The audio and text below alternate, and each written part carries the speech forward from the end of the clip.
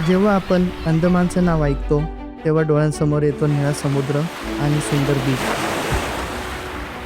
पण याच अंदमानमध्ये लपलेला आहे एक काळा इतिहास. आज आपल्या डे1मध्ये आपण मुंबईपासून पोर्ट ब्लेअरपर्यंतचा प्रवास आणि त्या इतिहासाचा साक्षीदार असलेल्या सेल्युलर जेलला भेट देणार आहोत.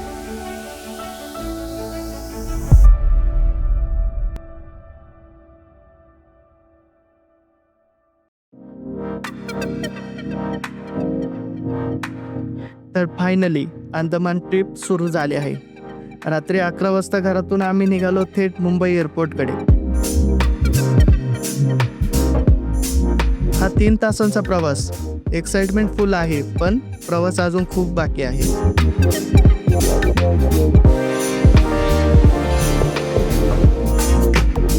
एअरपोर्टवर पोहोचलो, सगळे सिक्युरिटी चेक्स पूर्ण केले आणि मग सुरू झाला 3 तासांचा वेटिंग टाईम. आता आम्ही पोचलेलो आहोत मुंबई एअरपोर्टला, जिथून की T1वरून आपली फ्लाईट आहे. तर सकाळचे 3 वाजलेले आहेत, पहाटे. पण आपली फ्लाईट आहे 6:30ची. पोर्ट ब्लेअरला जाण्यासाठी डायरेक्ट फ्लाईट नसते. त्यासाठी पहिल्यांदा मुंबई टू चेन्नई, मग चेन्नईवरून आपल्याला पोर्ट ब्लेअरसाठी जावं लागते. कारण डायरेक्ट कोणत्याही फ्लाईट शक्यतो अवेलेबल नसतात. फ्लाईटला अजून 3 तास आहेत, म्हणून आता टाईमपास मोड ऑन. आवडतंय का काही? सगळंच.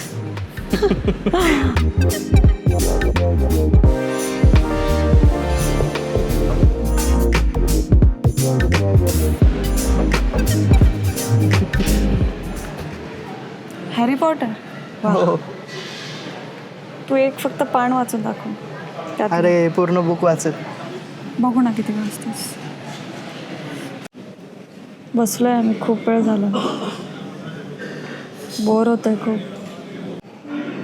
तुम्हाला एक मी ना सीन दाखवू का? म्हणजे जसं टर्मिनल 2ला आहे आणि टर्मिनल 1ला आहे. टर्मिनल 1ला आता कोणीच दिसत नाही, कोणीच नाही. तुम्हाला दाखवते मी.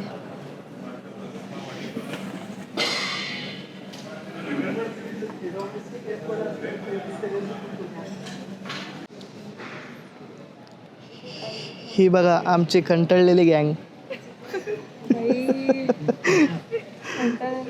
कसं वाटतंय? 3 तास वेटिंग. आज कुणाच्या झोपा झालेल्या नाहीयेत. हो. 3 तासांच्या वेटिंग नंतर शेवटी आमची फ्लाईट अनाऊन्स झाली आणि आम्ही चेन्नईकडे निघालो.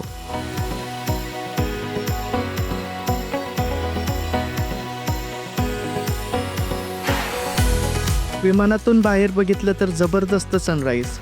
तो बघत बघत लिटरली वेळ कसा गेला समजलंच नाही.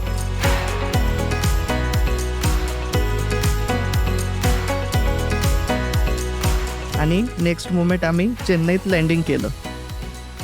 साधारण 10 वाजता आम्ही चेन्नई एअरपोर्टला पोहोचलो.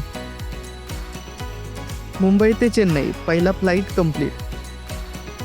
आता अजून एक फ्लाईट बाकी आहे अंदमानसाठी. चेन्नई एअरपोर्टवर 1 तास लेओव्हर आहे. थोडं थकलोय, पण एक्साइटमेंट कमी झालेलं नाहीये.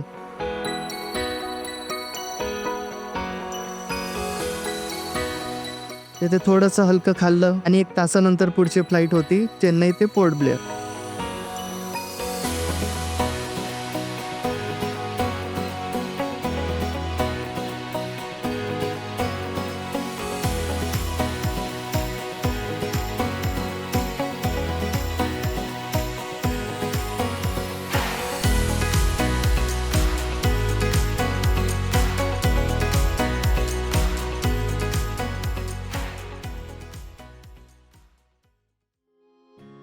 आता मात्र खिडकीतून दिसणारा निळा समुद्र पाहून खरंच वाटायला लागलं की आपण अंदमानमध्ये पोहोचतोय.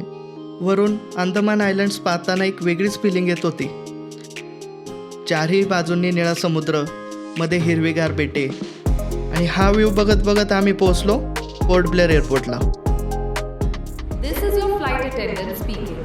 The weather in Andaman is currently pleasant with clear skies and light winds.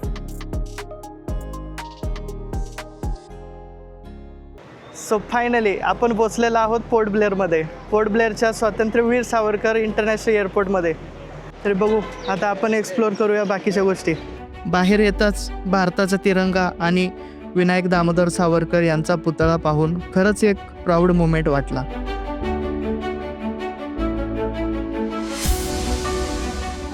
एअरपोर्टवरून बाहेर पडताच आम्ही हॉटेलकडे रवाना झालो. लांब प्रवासानंतर आता थोडा आराम खूप गरजेचा होता. फ्रेश होऊन आपण आता पोर्ट ब्लेअरमध्ये 2 पॉईंट बघणार आहोत जे की मुख्य पॉईंट आहेत. एक म्हणजे सेल्युलर जेल आणि दुसरा म्हणजे कॉर्निव्ह कोव्ह बीच. सेल्युलर जेल म्हणजे तुम्हाला माहीतच आहे की त्यालाच काळ्या पाण्याची शिक्षा असे म्हणत होते, जिथे स्वातंत्र्यवीर सावरकर वगैरे यांसारखे मोठमोठ्या स्वातंत्र्यवीरांना शिक्षा दिलेली होती. हॉटेलपासून थोड्याच अंतरावरती असलेल्या सेल्युलर जेलसाठी आम्ही रवाना झालो आणि अगदी 5-10 मिनिटातच आम्ही तिथे पोहोचलोही. आणि ही आहे अंदमानमधील सगळ्यात ऐतिहासिक जागा, सेल्युलर जेल. ही ज्वलंत मशाल त्या हजारो स्वातंत्र्य सैनिकांच्या बलिदानाची आठवण करून देते, ज्यांनी इथे अमानुष यातना सहन केल्या पण देशासाठी कधीच हार मानली नाही. ही जेल साधारणतः 1896 ते 1906 दरम्यान ब्रिटिशांनी बांधली. इथे स्वातंत्र्य सैनिकांना वेगवेगळ्या कोठड्यांमध्ये ठेवले जायचे. त्याच जागेला काळा पाणी म्हणून ओळखलं जायचं. या जेलमध्ये एकूण 693 कोठड्या होत्या. कैद्यांना पूर्णपणे वेगळं ठेवलं जायचं, जेणेकरून ते एकमेकांशी बोलू शकणार नाहीत. गर्दी खूप असल्यामुळे जास्त काही शूट करू शकलो नाही, पण तिथलं वातावरण खूप वेगळं आणि भावनिक वाटत होतं.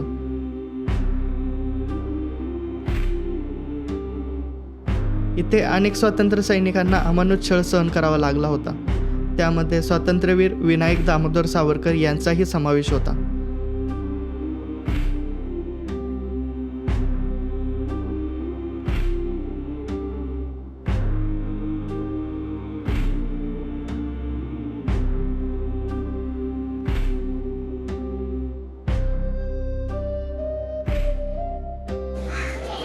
खरंच जेलमध्ये या भिंतींचे बांधकाम पाहताना आणि त्यांची त्यावेळी होणारे अमानुष मारहाण किंवा त्यांची शिक्षा पाहताना खरंच अंगावरती काटा येतो.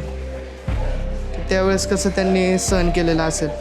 यावरून एकच कळतं की आपल्याला हे स्वातंत्र्य एवढं सहजासहजी मिळालेलं नाही आहे. त्यासाठी स्वातंत्र्यवीरांनी त्यांच्या प्राणांची आहुती दिलेली आहे. कैद्यांना दिवसभर तेलाचा घाणा ओढायला लावला जायचा. नारळाची जाड दोरी हाताने वळायची. हात जखमी झाले तरी काम थांबायचं नाही. जरा चूक झाली किंवा काम कमी झालं तर शिक्षा अजून कठोर.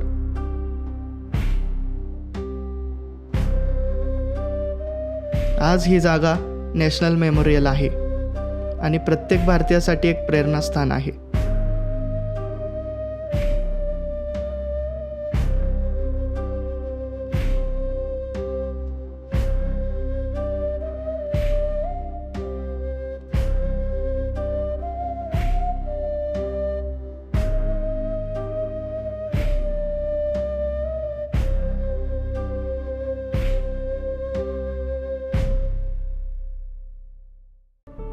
सेल्युलर जेल पाहून आम्ही निघालो पुढच्या ठिकाणी, कॉर्बिन्स कोव्ह बीचकडे. बीचकडे जाताना रस्त्यातलं दृश्य खरंच खूप सुंदर होतं. हळूहळू सूर्य मावळायला लागला होता. आकाशाचे रंगही बदलत होते.